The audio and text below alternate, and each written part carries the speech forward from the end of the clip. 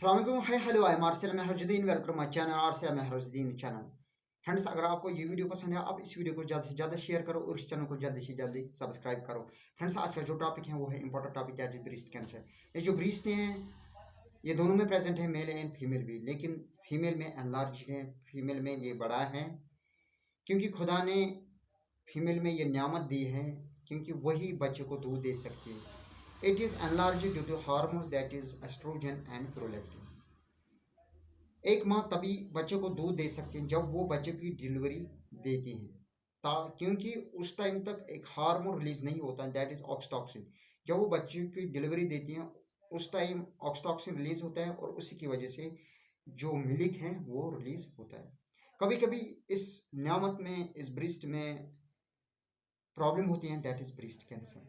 That is uncontrolled division of cells, lump formation in breast या axillary part में cancer होता है। ठीक, अब हम देखेंगे इसके काजेस। इसके बहुत सारे काजेस हैं, that is therapy.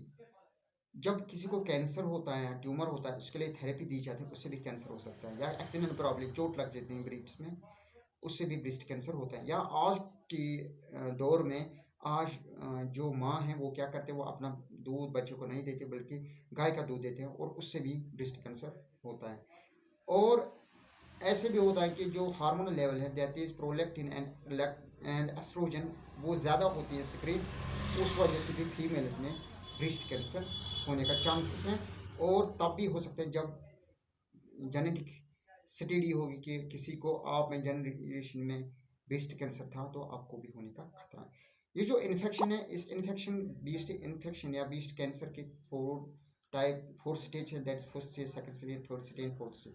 Fourth stage जो है, उसमें कैंसर होता है निपल से 2 सेंटीमीटर, और जो दूसरा स्टेज होता है वो, उसमें कैंसर होते हैं निपल से 4 सेंटीमीटर तक। और जो तीसरा स्टेज है उसमें होता है एक्सिलरी पार्ट में, यानी दिस आर्म की तरफ, लेफ्ट नोड में।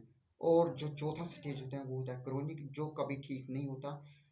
उस टाइम जो ब्रेस्ट कैंसर होता है वो फैल जाता है बाकी आर्गन में, दैट इज लीवर में, हार्ट में, यूट्रस में एंड स्प्लीन में। वो कंट्रोल नहीं हो सकता। वो जो 3 स्टेजेस हैं पहले वाले, वो कंट्रोल हो सकते हैं, लेकिन ये कंट्रोल नहीं होगा। ठीक, अब हम देखेंगे इसके सिम्टम। इसके सिम्टम्स ये हैं कि एबनॉर्मल ग्रोथ होती है एक ब्रेस्ट की, एक ब्रेस्ट बड़ा होती है, एक ब्रेस्ट छोटी होती है। और इस टाइम जब किसी को लगे मेरी एक ब्रेस्ट बड़ी है, मेरी एक ब्रेस्ट छोटी है, उसको आईने के सामने देखना चाहिए अपने ब्रेस्ट की शेप, कि कौन सी ब्रेस्ट एबनॉर्मल है, कौन सी नॉर्मल है, और किस तरफ एबनॉर्मल ग्रोथ हुई है। और दूसरा जो सिम्टम है वो है पेन। तीसरा जो है वो है डिस्चार्ज विद ब्लड। ठीक, और जो चौथा सिम्टम है वो है कि लिवर में खराबी हो सकती है, या हार्ट में खराबी हो सकती है, या स्प्लीन में, या बाकी ब्लड सर्कुलेशन में भी खराबी हो सकती है इस ब्लड कैंसर की वजह से। और ये भी देखा गया है कि जो ये फोर्थ स्टेज है, ये डेथ काज करता है ड्यू टू ब्रेस्ट कैंसर। ठीक, और देखा गया है कि 8 औरत में अगर ब्रेस्ट कैंसर हुआ, एक औरत मर जाती है ड्यू टू ब्रेस्ट कैंसर। इसलिए मैं सब माओ से, बहनों से रिक्वेस्ट करता हूँ कि जब आपको लगे मेरी ब्रेस्ट में, मेरी चेस्ट में दिस पेन है, तो आप तगोफुल मत कीजिए, आप अच्छे डॉक्टर के पास जाइए और इसकी इन्वेस्टिगेशन करिए।